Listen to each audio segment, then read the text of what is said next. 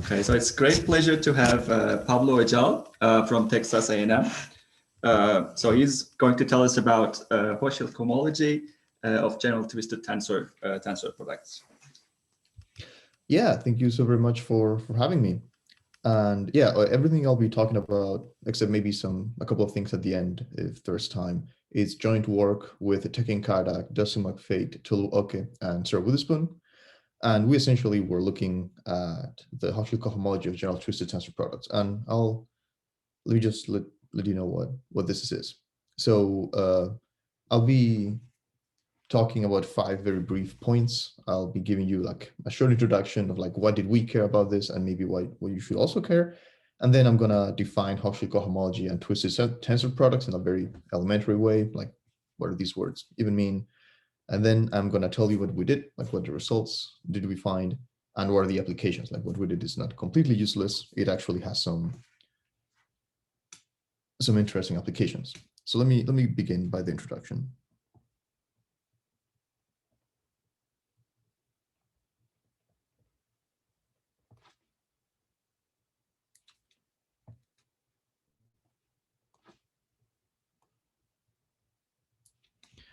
So our setup will always involve some general associative algebra over a commutative ring.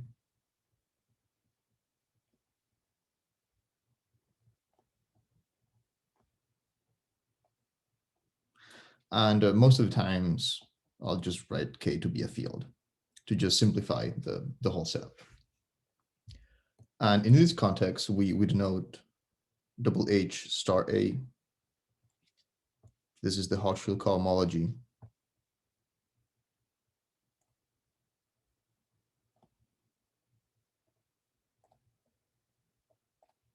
of A. And this cohomology encodes infinitesimal information.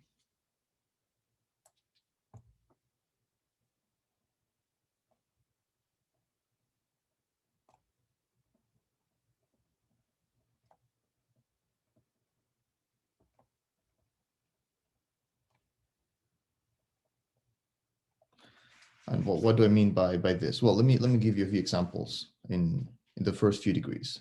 So in degree 0, the Hochschild cohomology is actually just the center of the algebra.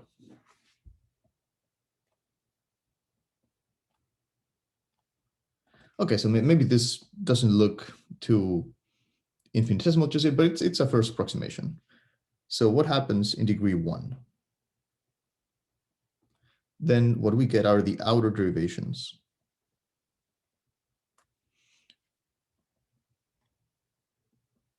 of the algebra.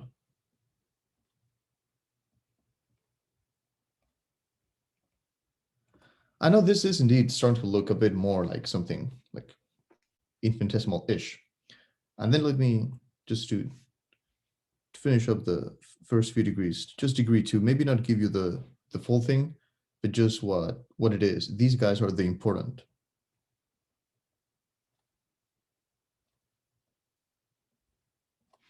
Infinitesimal deformations.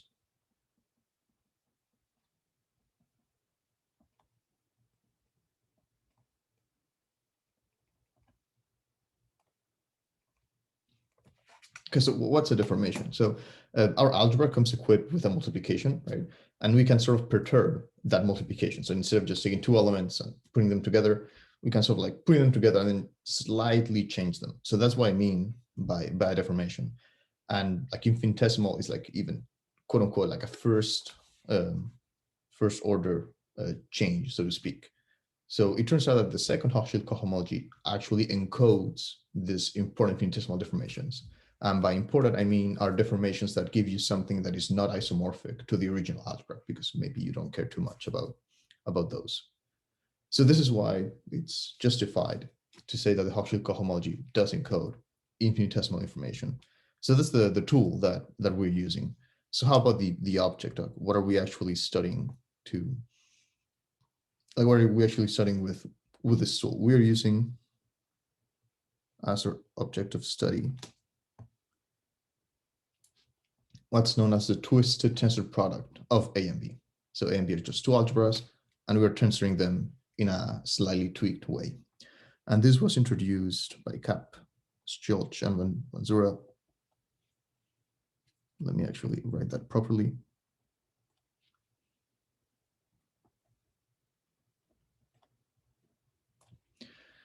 And they proved that whenever an algebra over a field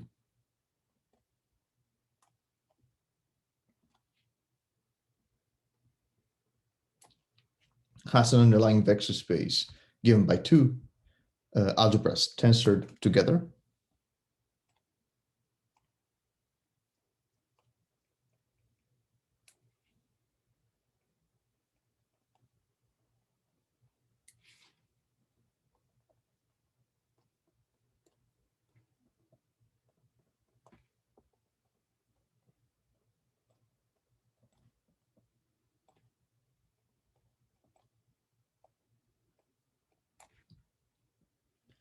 then it's one of these guys.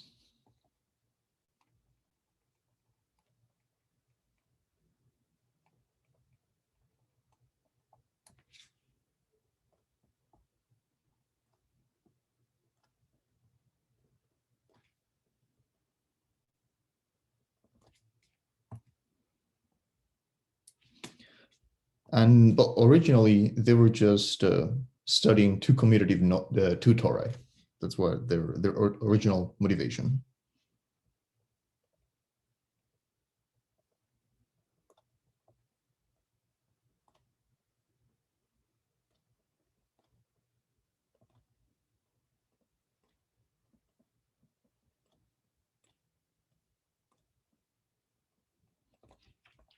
But it turns out that this characterization actually means that most of the algebras that we know are twisted tensor products. So this is like a huge, vast family. So for example, if you're looking at cross products of Hopf algebras, or cross products or Caesar algebras, or quasi-triangular Hopf algebras, most of the things that we use in like day-to-day life are actually twisted tensor products. Enveloping algebras of Lie algebras, quantum groups, most of the things that are useful are twisted tensor products. So this means that actually this has applications ranging from just like operator algebras, algebraic topology, and one of my favorites, which is quantum symmetries.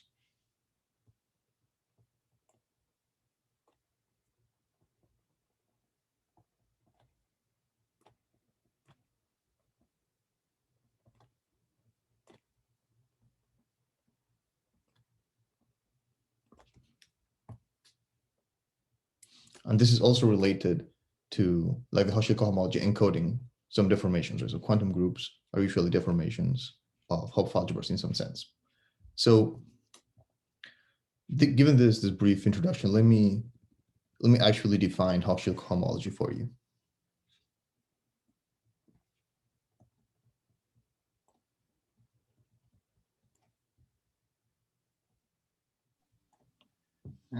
Hi, Pablo. Hello. Are you going to define the twisted products as well? Yes. Or I haven't just yet, but yes. So for now, you can just think of it as a generalization. Okay.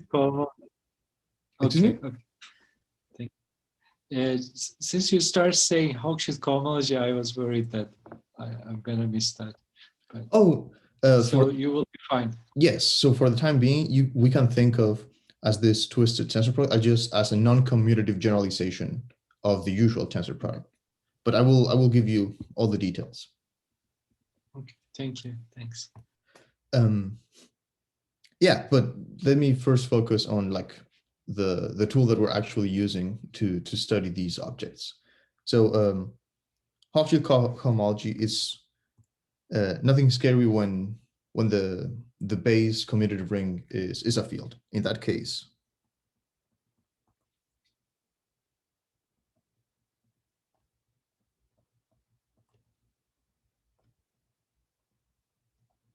it's just a next group.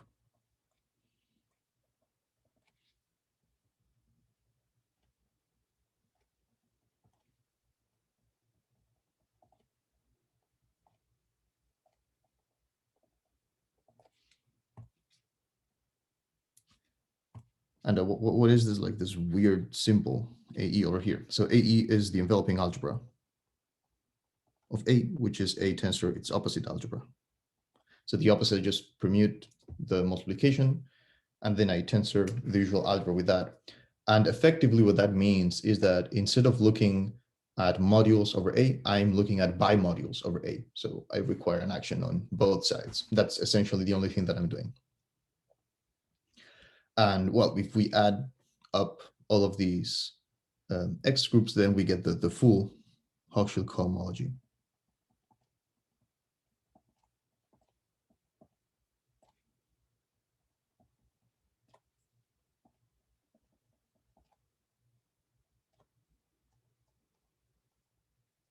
I have been called out on this before. My natural numbers include n. I don't do number theory, so but yes, we have include zero. Excuse me, we have zero in the natural numbers. Okay, so this is a pretty clean definition, right? Just some X groups, and again, I want to emphasize that the fact that K is a field, right? The base field is actually a field. This is heavily used. So if our algebras are over some commutative ring that is not a field, we can still define some form of cohomology, but then we leave the realm of homological algebra and we enter something called relative homological algebra. This has its own advantages and disadvantages. So we essentially want to compute the Hochschild cohomology of some algebras, so we require a resolution. And it turns out that it's also useful to have like resolutions. They come in handy when we want to define operations on these X groups. And one of the most common and more useful definitions is what's known as the bar resolution.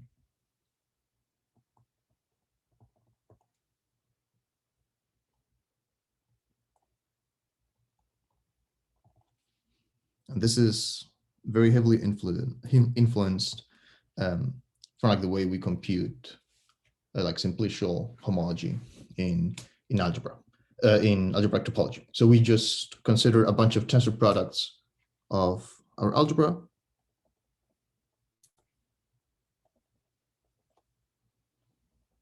In this case, just n+2 tensor products of A as a module over this enveloping algebra. So what this means is that I need to give a bimodule structure, and this is going to be given by multiplication on the outermost factors. Right? So I have n copies of A in the middle, I have two outside factors, and I multiply by A on the outside.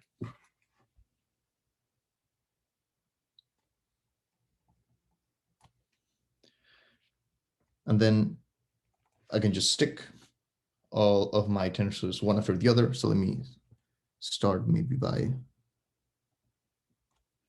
just putting 4 and then 3.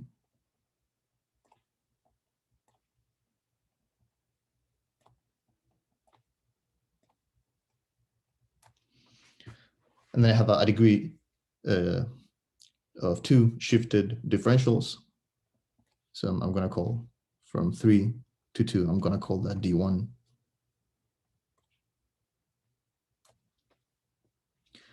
Here, I'm going to stuck my multiplication. That's going to be my degree 0, quote unquote, differential.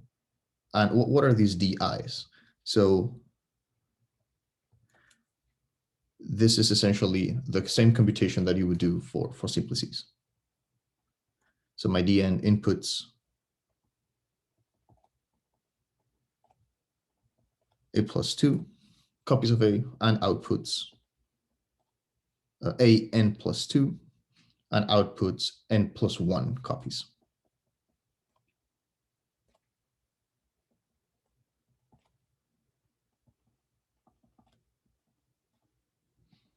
So I do nothing until the ith copy, and then in the ith copy of the tensor product, I remove it, and I just multiply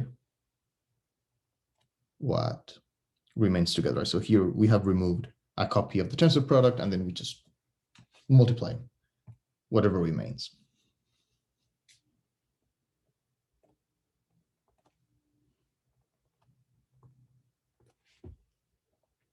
And well, this one specifically is called the Augmented Bar Resolution because it has this part over here. And the rest, it's what's known as just the bar resolution. And again, in the specific case where K is a field, this is always a projective resolution.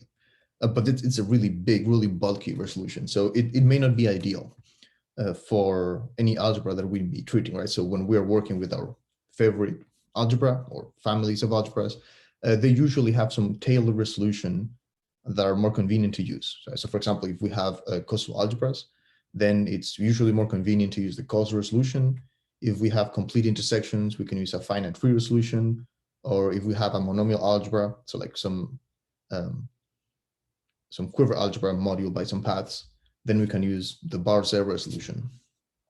So this may not be the most convenient for computations, but it has some key advantages. Namely, it allows us to define two operations in this Hochschild cohomology that endow it with a ton of structure. And these two operations are the cup product and the Gerson-Hubbard bracket.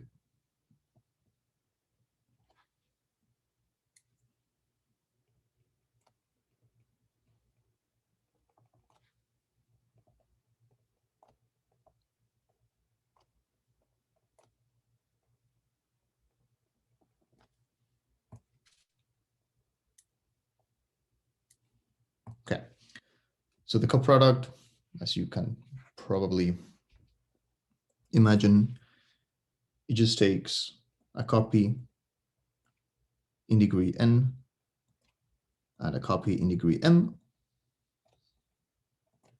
and just output something that adds up in the degree. So we output something in degree m plus n. And then let me see if I can just copy and paste this using the power of technology.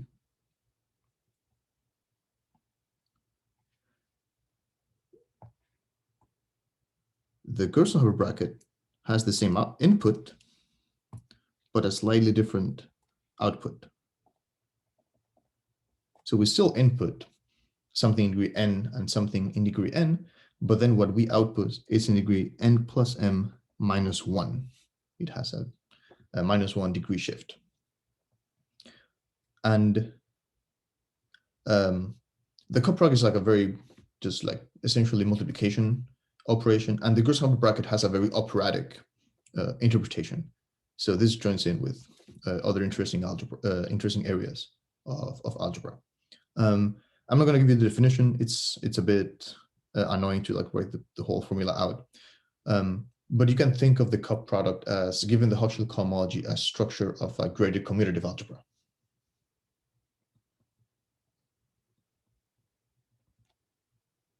Which is very, very convenient, right? So if I just take the Hochschild cohomology with this cup product, we have a graded associative algebra.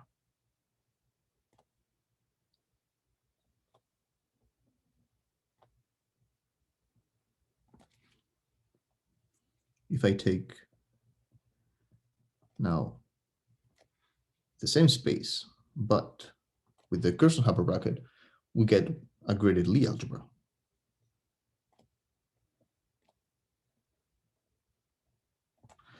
Unfortunately, because of this degree shift here, the degree with the cup product, also called the homological degree, and the degree with the bracket, also called the Lie degree, are not the same. They are shifted by minus 1. And this is not the only thing that happens. It turns out there are some compatibility conditions. So the cup product, it's a graded derivation with respect to this bracket. And this gives to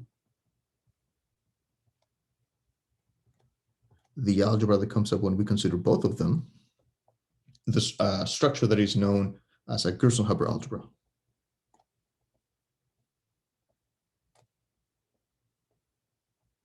And this name is very field specific. So maybe you've seen this called a Poisson 2 algebra, or a Poisson algebra with Poisson bracket of degree -1. And so those three things are different names for the same structure. Can I just ask a question? Of course. So, well, two questions. One is the cut product is really a nadir composition, isn't that? Yes, absolutely. That's one interpretation. Yeah. Yes. Right. The question I was really interested in is if you are in positive characteristic, is there any additional structure lurking around in terms of Frobenius structure? You know, the Frobenius automorphism. I mean, is that sort of in there in the background somewhere? In some specific cases, yes. So if you have characteristic 2, for example, and I think in some other cases, you have a Steenrod type operation flying around. That's what I'm really wondering. Absolutely, I mean, there's this sort of E2, is it an E2 structure lurking in the background somewhere? Is that right? Or so in finite characteristic 2, I'm almost positive. Finite characteristic, I am almost positive too. And if you just consider everything even degree, then you have a square 2 operation for sure. Yes. Right. If you just shift all the degrees so that they are even. Okay. Yeah. Well, maybe I'll come back to that later. Yeah. Okay. Thank you. Yeah, because if your graded commutative product has 2 elements that like both are of like degree that they don't add up to 1, then like the difference is like the same thing but like with a minus. So they are 2 times that is 0. So yes, absolutely. There's a ton of operatic structure, very, very interesting in flying around in the background. But the Gerstenhaber structure is characteristic independent in some sense, is it? Absolutely, completely, yes. Yeah, this is always there, independent of the characteristic. Yeah. Okay, excellent. So yeah, essentially just to fix ideas, right? So we can just think of this Gerson-Hubbard algebra as a graded Lie algebra coming from an associative algebra, but there are some key differences because there's like a -1 degree shift. But we can just think of it that way, absolutely. So we now have something that has a ton of structure and we want to use it to understand twisted tensor products. So let me now define twisted tensor products for you.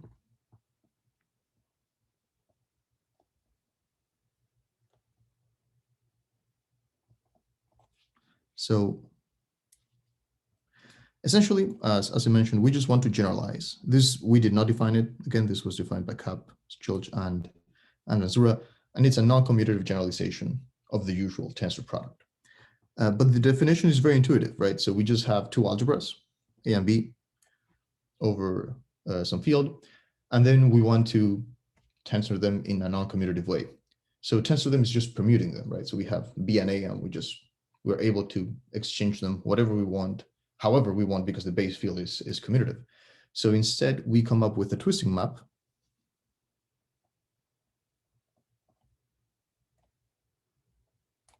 This is just some way, some tau of permuting B and A.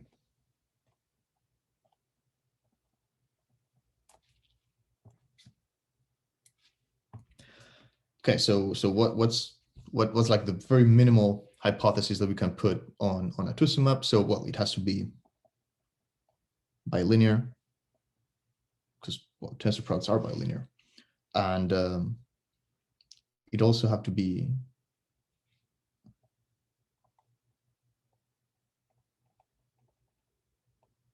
unital, right? Because our algebras are unital, so we want that to preserve it. So in particular, we need that if we tensor anything with the identity on B, we should just obtain that same element. And if we tensor anything with the identity in A, we should also be able to recover that element.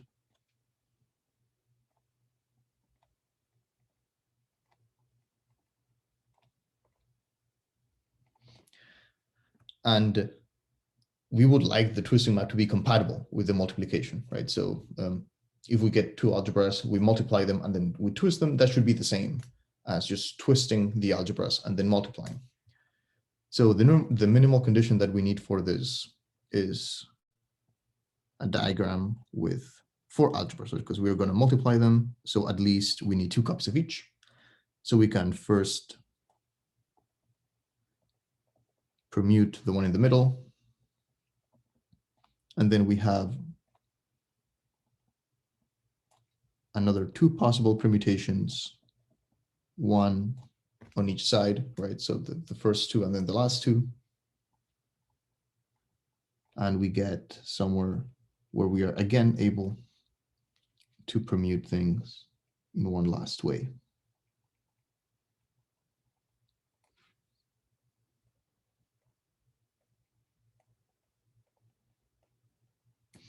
And once we're here, we can just multiply. And we'll multiply A, and then we multiply B. And then we end in A tensor B. But we could have also done it the other way. We would have first just multiplied.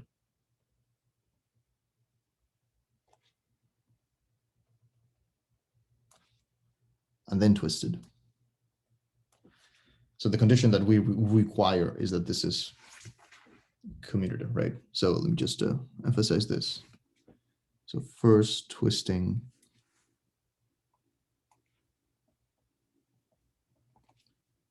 and then multiplying.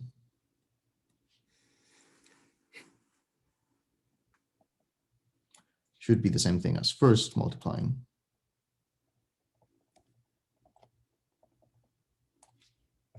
And then twisting. Excuse me, Yes. are you making any assumption about tau being squaring to the identity, or is it like a braiding? Not at all. It is absolutely like a braiding. Yeah, okay. Yeah, these guys can be defined in any monoidal fusion category with a braiding. And I don't think you need the braiding to be symmetric or anything like that. No, okay. Okay. So yeah, like this is a very, very general construction, or it can be lifted at least to a categorical interpretation. And then the twisted tensor algebra.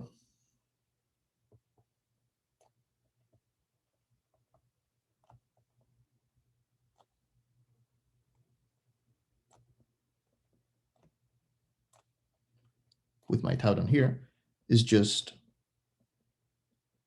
A tensor B as a vector space.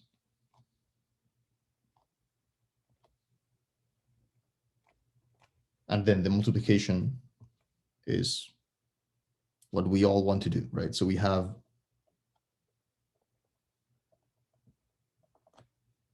two copies of A tensor B, and we would like to permute the middle element or elements.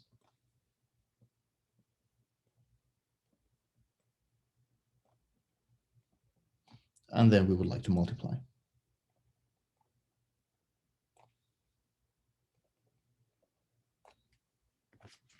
So a few things happen, right? Once we have this definition.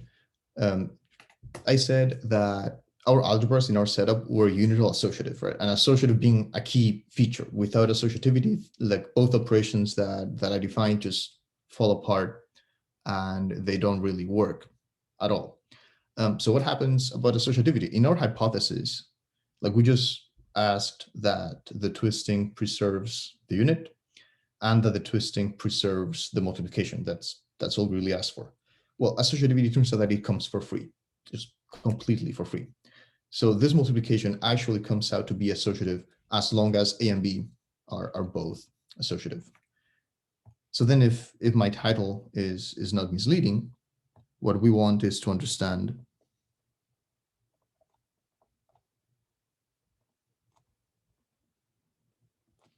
the Hochschild cohomology of these gadgets.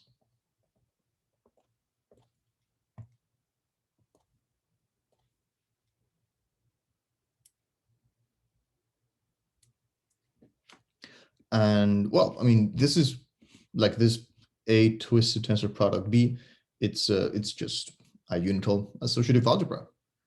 So we could just take a resolution of that, but of course that's not the game, right? Like the idea is not to treat the twisted tensor product as just any given algebra, but to use some previously known information from A and B. And this information can be something like using one of the tailored resolutions that we mentioned about, right? So if we have a specific algebra A and B that are, for example, casual, we would like to construct a resolution from the causal resolutions, and hopefully that also has some good properties. Unfortunately, that is not always true. So there are some complications. For example, if A and B are causal, the twisted tensor product is not always causal. In general, it is actually not. And classifying twisted tensor products or classifying twists is actually pretty hard. But we're interested in this, right? So we are interested more specifically in computing this Gerson-Hubbard bracket, which in general is very, very difficult to do. Knowing the Gerson-Hubbard bracket from the Hochschild cohomology of A and Hochschild cohomology of B separately, and then if we can somehow put them together. So one of the things that we need is, as I mentioned, we need to construct module and resolutions for this twisted tensor algebra, given modules and resolutions for A and B separately.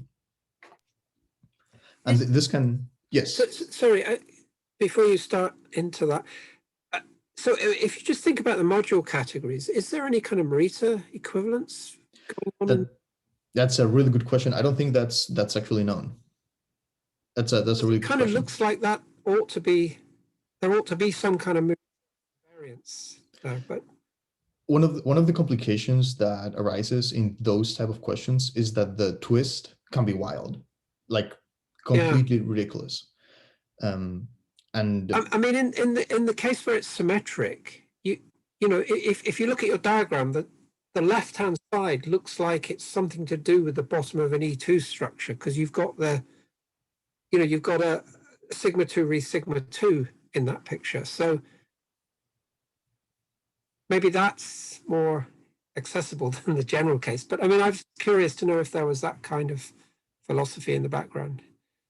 So there are, I don't think we're that far ahead, but like work of some other authors have tried classifying these twists, and the things that come up are just ridiculous. So just for example of copies of the base field, right? So if I just take a free module in K and then another free module in K, and I twisted tensor them, that was surprisingly hard. That was done in a paper by Guccione and Guccione, if I'm not misremembering, around 2005, I think. And then recent work of Banses and Valky tried to classify the twisted tensor products of just polynomial rings. I just take two polynomial rings, just in one variable, like nothing, just like the most natural next step. And those are still open.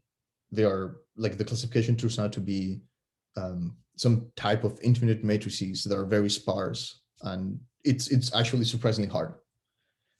Yeah, so Morita equivalence is still out of hand, at least as far as I know.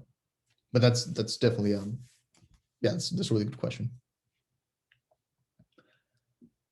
So yeah, these gadgets are very interesting and have a ton of good properties, but they have also some nasty complications in between.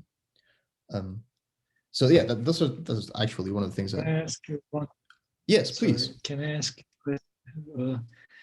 for the group algebras, is this twisting allows you to see it as some way semi-direct products, or is it not possible? So the semi-direct product, it's the algebras. So, yeah, so the algebras. If I take the semi-direct product, it's a specific case of twisted tensor product.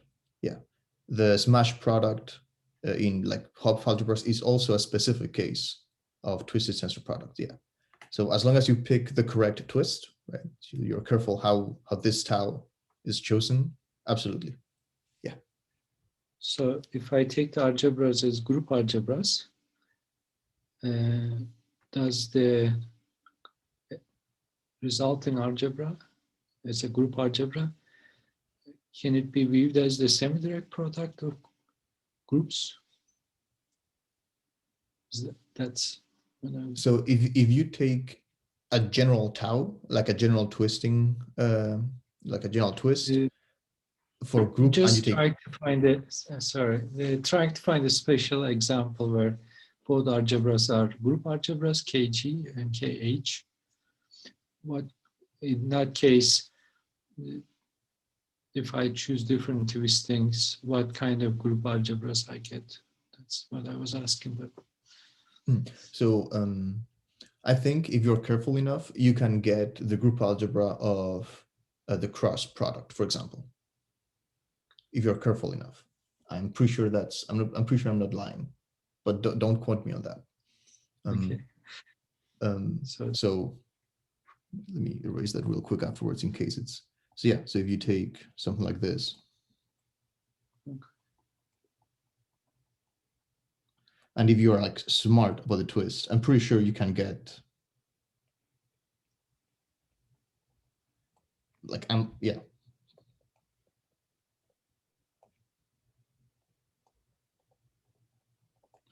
Yeah, I'm pretty sure this is true. But maybe the example that we would like to keep in mind is something simple like the quantum plane, right? So if we have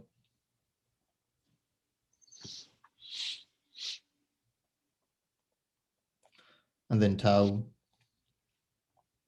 is just giving from y, or maybe I wrote tensor product, so maybe I should keep writing tensor product. Something like this, right? Where Q is like some invariable element in the base field. Then this is just, well, this Q polynomial, right? So the multiplication between X and Y has now been altered, and there's like a factor Q everywhere. So, or maybe Q inverse. So maybe this is the example to keep in mind for twisted tensor products. But yeah, like in general, classifying twist, I insist, is really hard. So.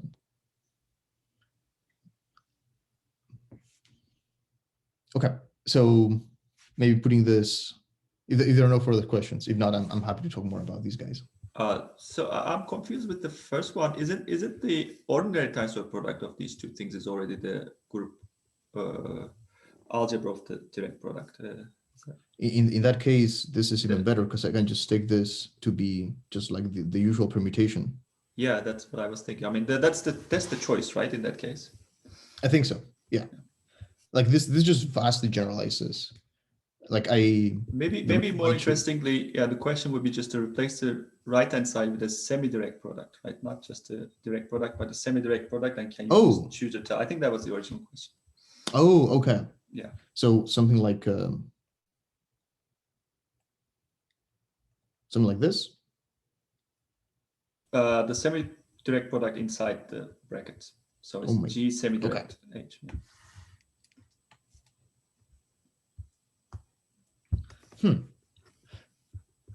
I am also very I would like to say yes. Like just like by looking at how these guys do, I have not done the computations, but that very much looks to be true. Again, like choosing tau carefully, right? Because like these guys, I can just see this as a Hopf algebra, and it's a very specific type of Hopf algebra. So I'm pretty sure that the answer is yes. But again, do not quote me on that. But yeah, thank you for the questions and the clarification. I did not fully understood what the question was. Okay, so yeah, these guys just arise all over the place, and so maybe something that I should say, given that we've spent quite a bit of time in these guys, is that so some of my ongoing work with Valky is we're trying to classify, or at least do some computations on just these guys, right? For like tau general, tau some graded twist. This is actually like completely open. Like how do these guys look? Not completely, but like some work has been done by Bantes and Valky.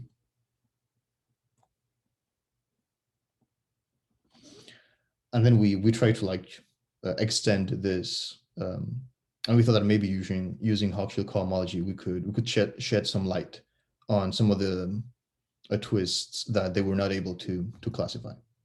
But yeah, this is very much like some fruitful ground for ideas.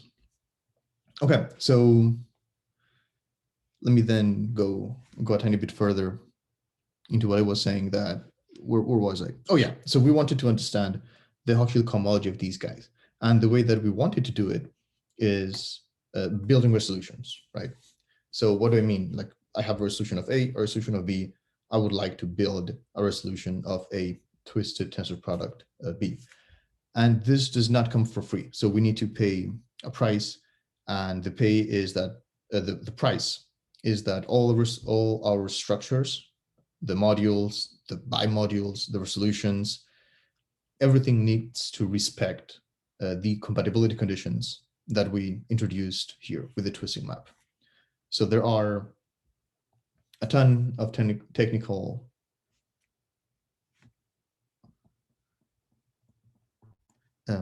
considerations that I will just sweep under the rug with the word compatible, right? So for example, given M and N bimodules of A and B,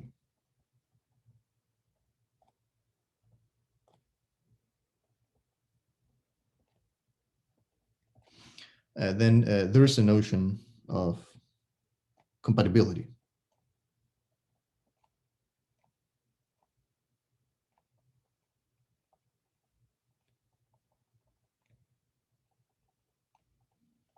With the twist, right? So specifically, the twist and the module action need to commute in the same sense as above, and the twist and the multiplication of the algebras also needs to commute in the same sense as above.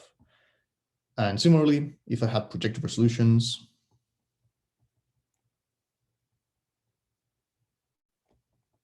they also need to be compatible.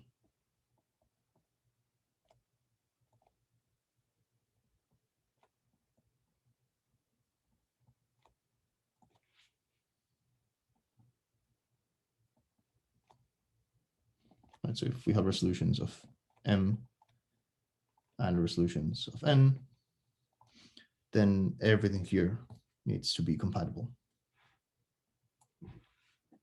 And then a big theorem says that under all of these compatibility conditions, and this was proven by Shepler and Witherspoon,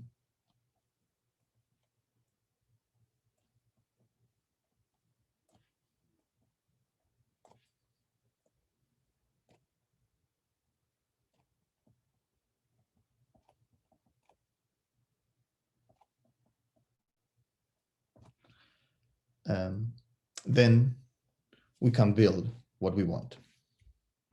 So let me actually say conditions given resolutions P and Q. And let me just give them for A, because that's the specific case that I'm dealing with right now. We can construct resolutions of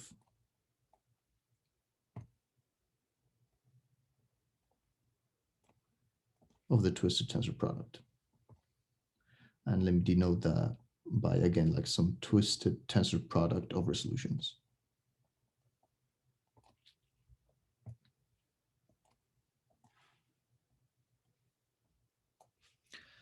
Okay, and so there are some prices to pay, right? Like it's not just enough to have any projective bimodule resolution. We actually need some compatibility conditions.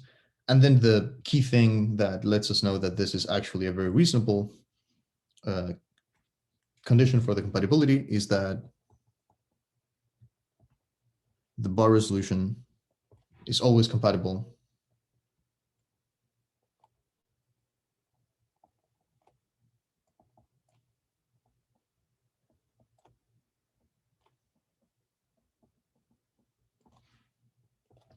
and then the causal resolutions are almost always compatible.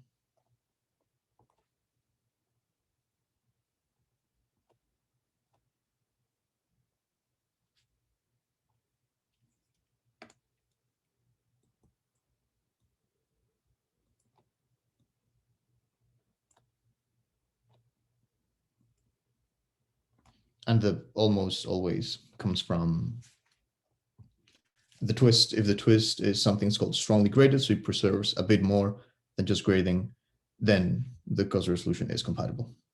So real quick, in the 15 minutes or so that I have left, let me give you some of the results and applications. Now that we know what the playing field is.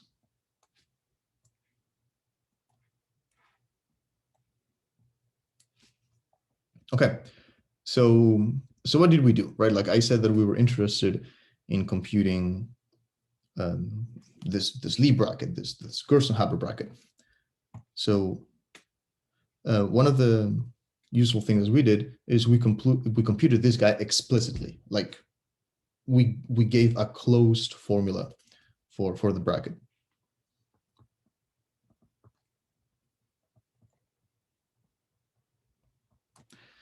So given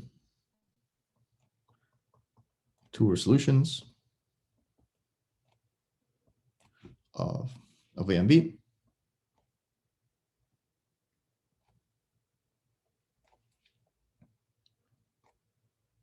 and then we need some very, very technical conditions. So we need that the resolution that is outputted in the construction of Shepler and Witherspoon, right? So when we twist it, tensor this resolution to get a resolution of A twisted tensor product V, we need that this guy is nice. And by nice, I mean a co-unital differential graded coalgebra. So it's like some very, very specific structure. And we also need that there's like a nice way of exchanging a resolution.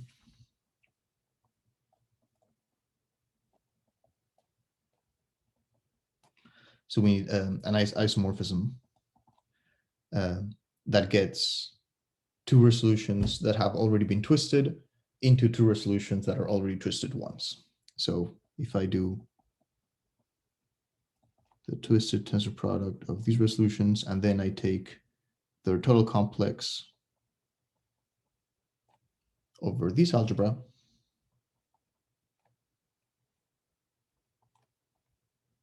another thing that I could do, maybe I'm going to run out of space here. So let me put this down here.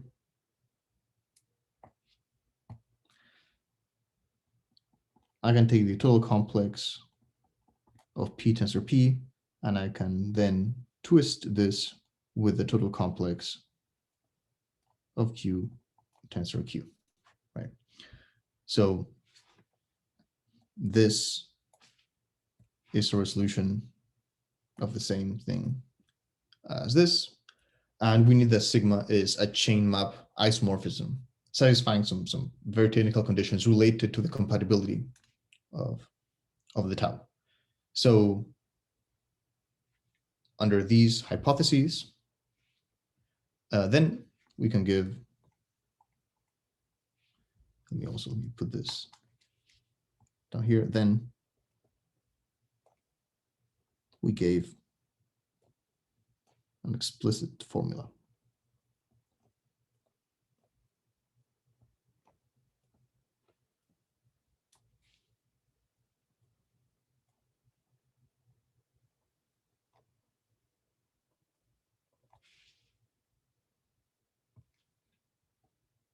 And yeah, the explicit is very emphatic, right? Because finding just like any bracket, well, we have a construction, but finding it for almost any resolution that you would like is in general pretty hard. And all the hypotheses that we ask for are actually very reasonable. And what we obtain is at least as general as the constructions of Shepler and Witherspoon, because, well, we proved that the constructions of Shepler and Witherspoon respect our theorem, right? So maybe I should call this proposition.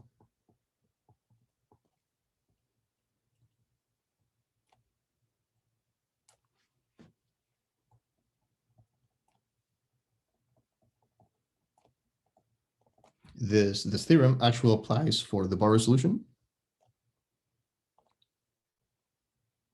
So the bar resolution satisfies all these conditions, and the causal resolution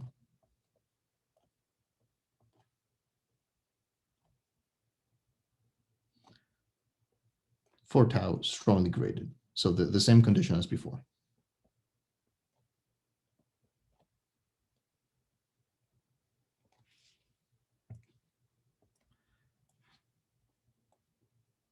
So at least in many of the cases that you would care, you can actually apply this theorem and obtain an explicit formula for this bracket, which is something pretty hard, and it's pretty exciting that we're actually able to just output that.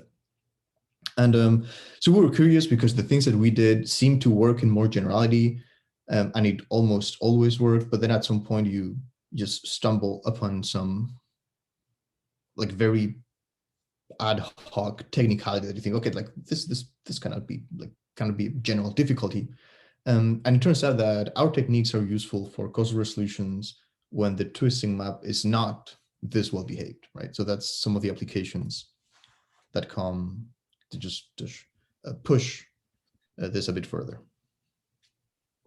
Pablo, can I ask you a question? One more. Of course. In the theorem, what are you saying exactly? Is nice or is? Yeah, I'm not. So what? I'm sorry. What does the? Yeah. So in the theorem. Yeah. So here, this just says nice, and this is just says nice, and then nice one. So, this nice one just means co-unital DG coalgebra, and nice two is much more technical, but essentially chain map.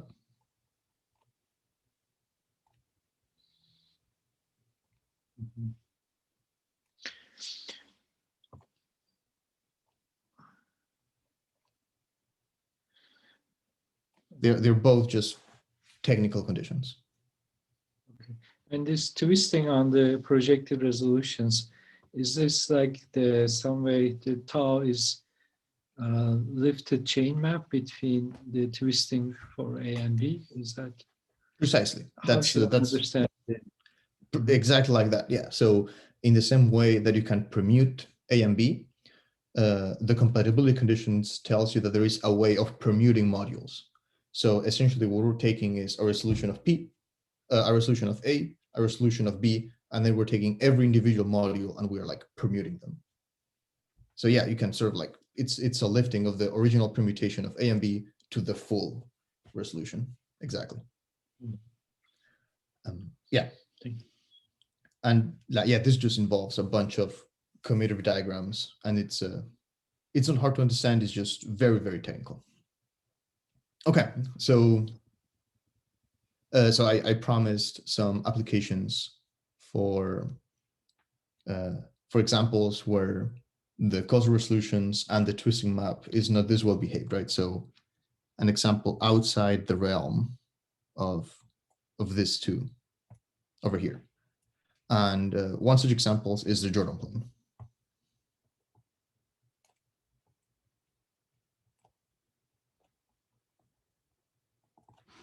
So this guy is just the free algebra in two generators. And then the multiplication actually puts out an additional x, like more than you would expect. And this guy, this can be written as a twisted tensor product of two polynomials where the twist just exchanges x and y and then adds an x squared in the first component. Right. So if we work the details out, it turns out that these two guys are isomorphic. So first, maybe a word of like, why is this relevant? So if we look at the Artin-Shelter classification, right, the Jordan plane is one of 3 types of algebras of global dimension 2, right? So the only 3 algebras that are is the skewed polynomial plane, skewed by like some constant, then the polynomial that is truncated, or the free algebra truncated in degree 2 in one of the components, and then this guy, the Jordan plane. So this one, the only 3. And one of the important observations is that both polynomials are causal algebras. So we have causal resolutions, but this tau is not strongly graded because it preserves degree, but it doesn't preserve degree in the way that we want, because there's like a square here. And that x squared is what breaks this strongly graded condition. So in particular, this proposition doesn't apply, right? Because this proposition applies only for causal resolutions for tau strongly graded, and this one is not. However, like the same type of techniques still worked. So we provided an explicit description of the Gerson-Hubbard algebra structure on this guy.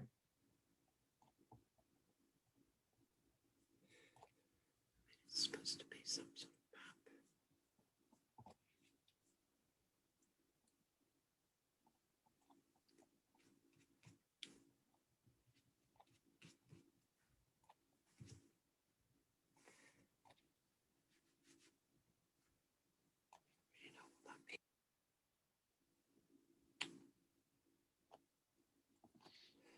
So on the Hochschild cohomology of the Jordan plane.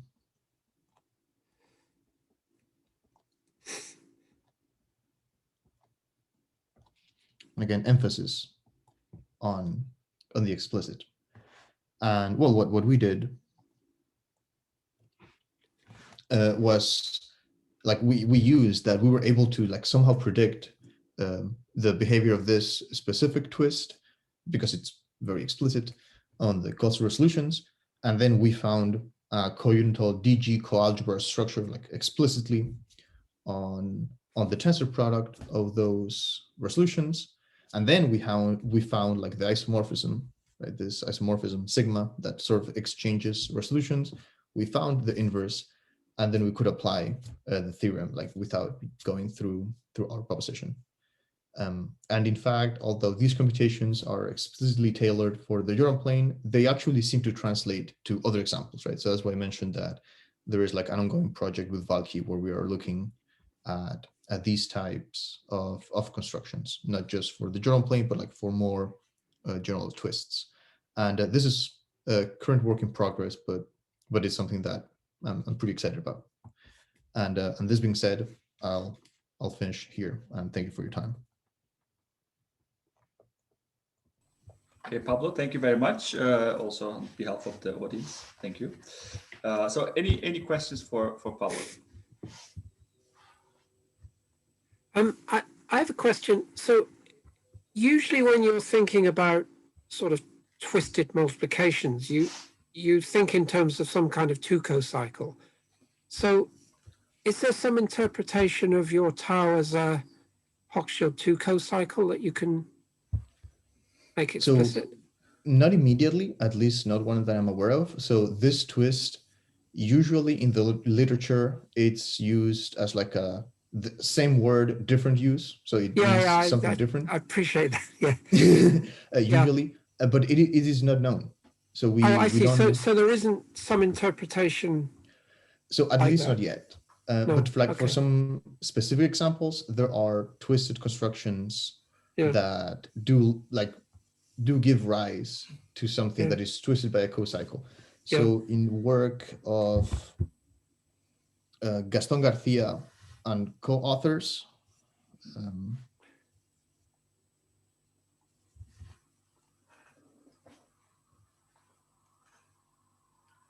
I do not remember the co-authors. They looked at a specific case of some quantum constructions and essentially looked at 2 different ways of twisting quantum algebras. And one of them is like a specific case of this guy. And then the other one is the usual two-co cycle. And they found out that they were equivalent. Right. But this is something like they didn't do it with this intention. It's just something they found out because of like some other different reasons. Yeah. And the other thing I was going to ask, I was a little bit unclear what you were really saying about, you know, taking resolutions for A and B and then somehow producing a resolution for the twisted algebra. So what is that? What were you really saying? Were you saying that there's some kind of quasi-isomorphism between the complexes, or was that what you were saying or not? So it depends. So here? Yeah, I mean, how can you directly relate for example, if you do it with the bar construction, how are the bar construction for the untwisted and the twisted things related? Is there some sort of chain map between them, or? Oh, okay. So yeah, let's be very explicit. So I was a bit confused about what you were really saying there. So let's take, so I just some 8, and then here we just take the bar constructions with essentially like a bunch of A's, and then let's do the same thing for B. Yeah. So in this specific case,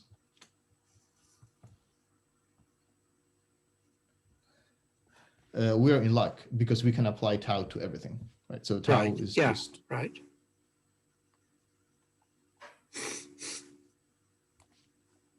So the way that we would do, right? So our solution, if I have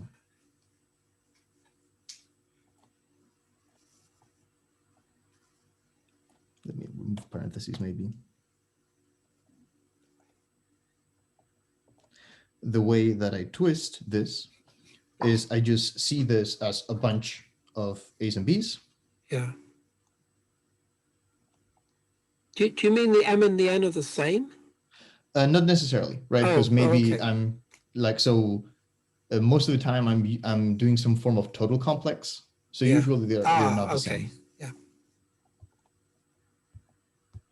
And then whenever I see A tensor B or B tensor A, I just permute them using tau or tau inverse. So then at some point what I get after enough applications of tau, right? So yeah, is I have successfully now transferred all my B's to the other side, or vice versa. So, and like this is essentially what's happening when we look at like the twisted tensor product of resolutions, that to do when we do like this type of total complex construction, to have a resolution of A tensor B, we need to put all of them to one side, all of them to the other, and then like just apply the differentials. And this tau is what allows you to do so. So there's, I mean, I'm thinking in terms of what happens when you have a, you know, that you have a group acting on itself by conjugation, and this induces the identity in cohomology. So there's some kind of chain homotopy. So you don't get a chain homotopy that says this is basically equivalent to the identity in this. In this specific case of the bar resolution? Yeah, well, that would do, yeah. So I mean, it doesn't induce, I mean, it looks like it's trying to induce a quasi-isomorphism on the bar constructions. So I mean, you don't just get an isomorphism on the Hochschild cohomology, is that? Oh. So you're asking if we get something like this. I'm really trying to sort of say, what are you really saying about the relationship between the two? Okay, something like this. Yeah, I'm not sure. Yeah, I guess I'm. So well, this is. I suppose that's what I'm saying. Yeah, there's no quasi-isomorphism between these. So this is a very hard, very complicated question, and well, so in this as it is, right? This is not true because I need to remove this, right? So if I do this, this is actually true. This was proven by Li and Zhu. Right, yeah. And if I try to generalize this to something like, well, let me just put the twisted tensor product everywhere, see what happens, right? I'm just like horribly abusing notation because this may not even make sense, but let me. Yeah. So here the issue is that, well, this is graded commutative. And this guy in general is not even commutative. Right. So we have but even just additively, is that true? I mean, with the first equation you wrote down, it's not even true additively. This guy? Yeah. Oh, I may need some finiteness conditions on A and B. Oh, well, okay, yeah, modulo that, yeah. Yeah.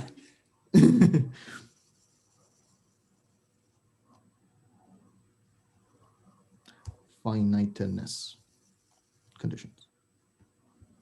Yeah, okay, that's fair. Otherwise, absolutely true. Yeah, otherwise that's not even an isomorphism in general. I agree. Okay, yeah, okay. So so what I was thinking is completely wrong then about this quasi-isomorphism, right? Yeah, okay. Yeah. But yeah, this is a very general, like some of our work actually proves that if you pick a specific tau, then you can recover some isomorphism. So if you have okay. Like tau very specific, so it's essentially just adding some multiplicative constant given by a bicharacter. Let me just give that like a name, like this subscript, and subscript is just, so let's say that A and B are graded by, let's just say some G, and B is graded by some F, and this guy is just maybe just a cross product, and this is just a bicharacter. Then this guy is actually isomorphism. The Hochschild cohomology recovers a double grading. Yeah.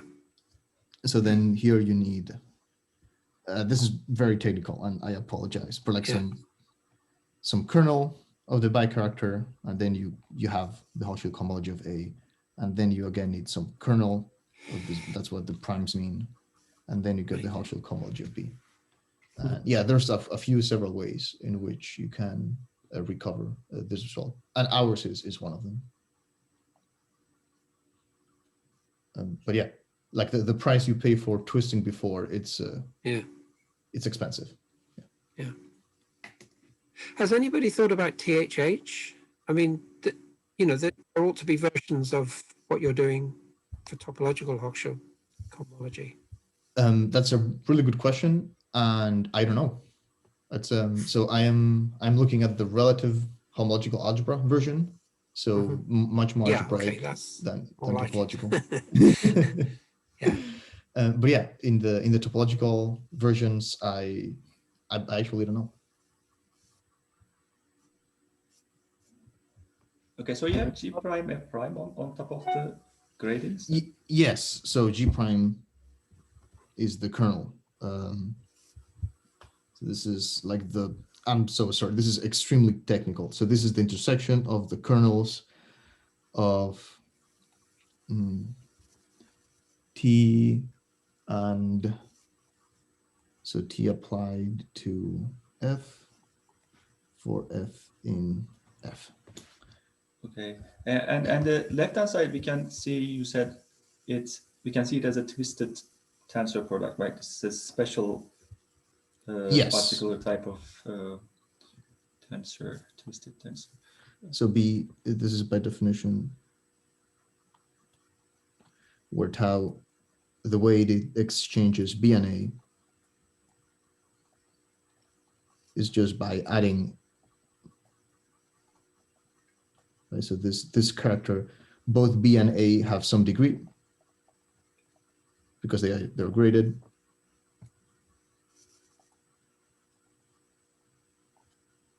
And the twisting just adds that character. Yeah, it's a very specific type where the only thing that, like the only thing that changes, it's a multiplication by a constant. The permutation by a constant. Excuse me. Yeah. Okay, so does this result follow from your theorem, or is it proved by someone else? So this originally was proven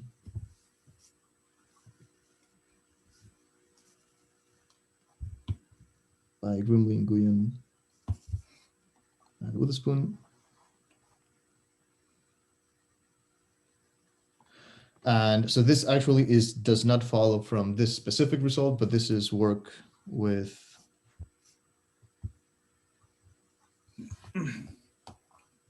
Oke, myself, and Witherspoon.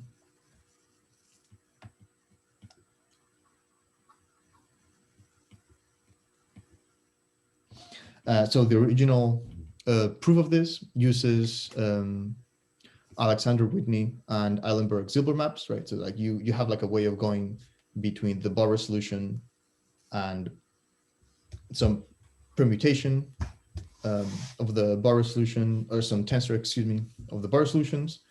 And this is madness. It's just essentially the same way that you do for topological spaces. But then we found a more streamlined computation that maybe is not as enlightening, but it's definitely much less computationally expensive. And just we used ideas from Yuri Volkov.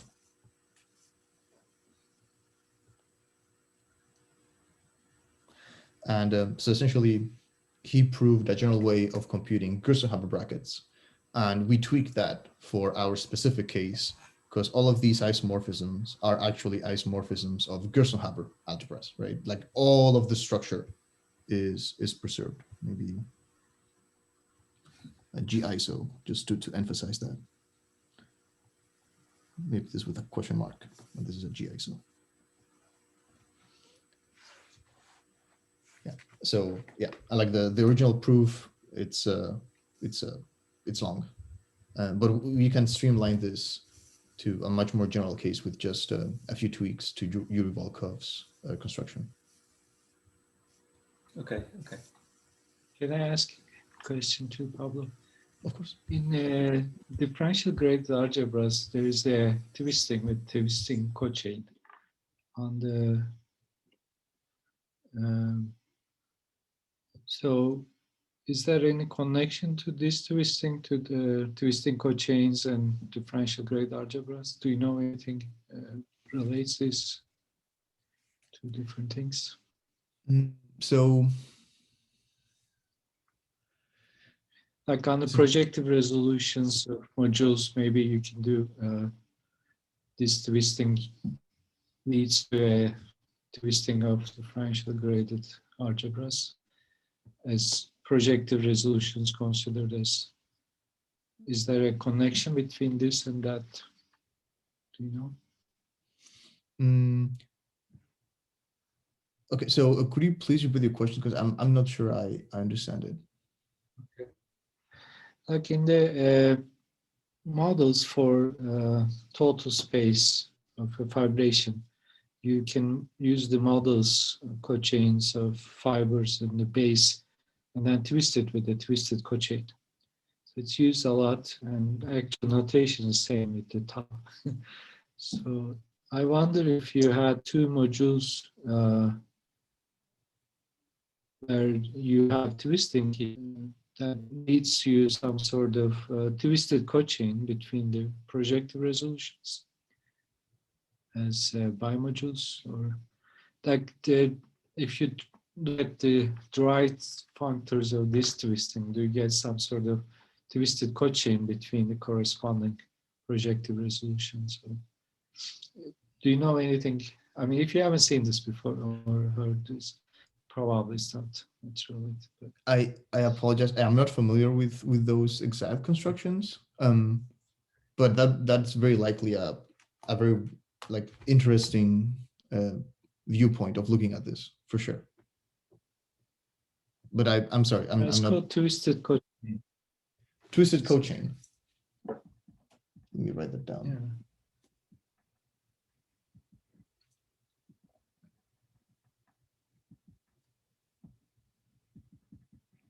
Yeah.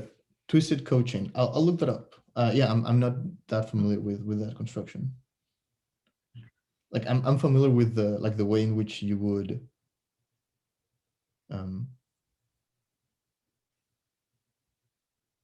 yeah, I'm choose co-cycles, I Also, guess. I'm more yeah, familiar with it. like you said, when you have twisting with the algebra, you always get the twisting of the modules, so you twist the projected resolutions accordingly. But again, this dried sense that if you choose different sort of chain maps rather than the ones you specify, like in the algebraic topology, all the Stirnod algebra, Stirnod structure comes from switching the coordinates. Do you get some sort of derived, some sort of structure, like Stirnod-like structure on Hochschild cohomology, if you look at different ways to resolve this on the projective resolutions?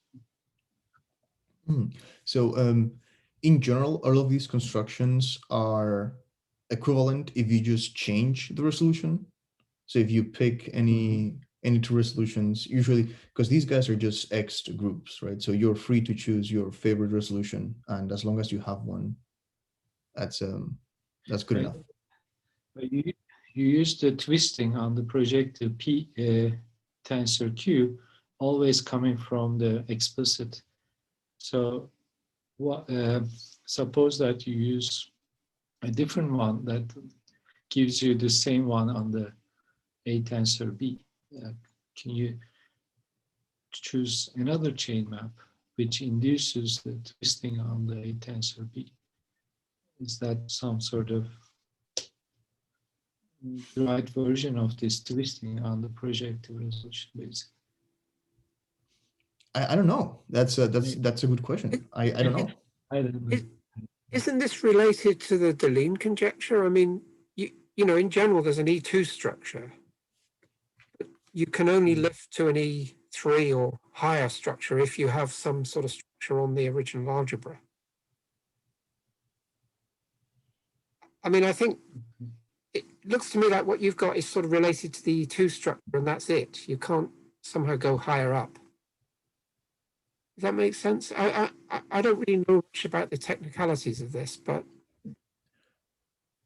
yeah, again, I don't know. Like I'm pretty sure you have an E2 structure. Like that's always the case. That's the Deligne conjecture, isn't it? But I don't know if you have something higher. Well, that's right. I mean, you need more structure on the algebra to get E3 or E4 and so on.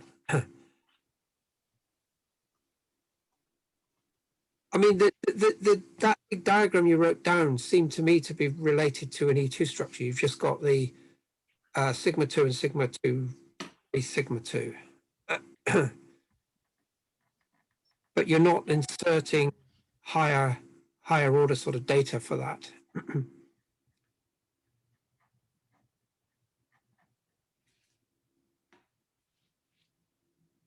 I don't know. I mean, that.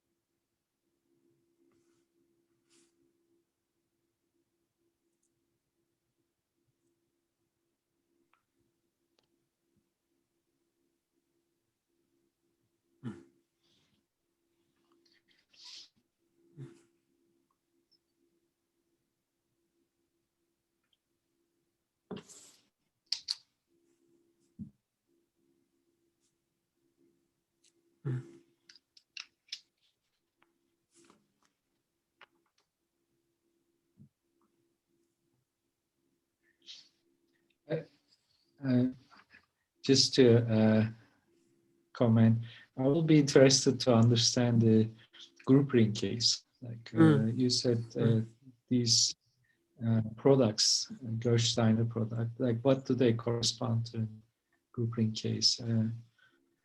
I will be interested to know those, but I guess there are other interesting examples. So, but.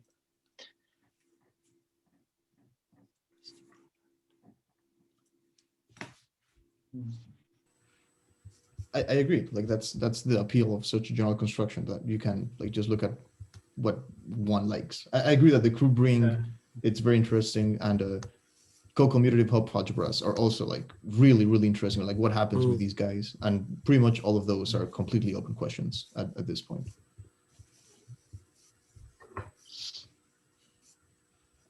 Thanks, Pablo. Thank you. Okay, maybe it's good to conclude if Yeah. there are other questions. Are there other questions? Okay, well, thank you, Pablo, again. Thank you very much for the very nice talk and answering the questions.